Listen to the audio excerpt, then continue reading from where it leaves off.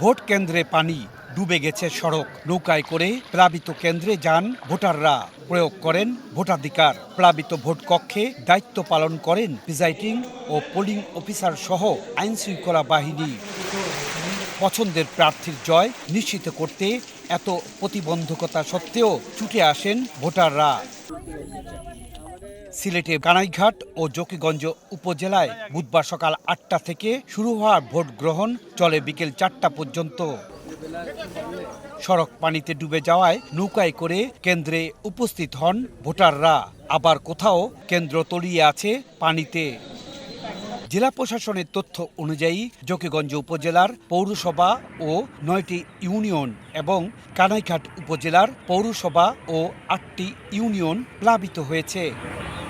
পরিস্থিতি বিবেচনায় জেলা প্রশাসকের প্রস্তাবে নির্বাচন কমিশনের সিদ্ধান্তে জকিগঞ্জের 5টি ও কানাইঘাটের 4টি কেন্দ্র পরিবর্তন করা হয়। তারপরও পানিবন্দী অবস্থাতেই ভোট দিতে হয় ভোটারদের।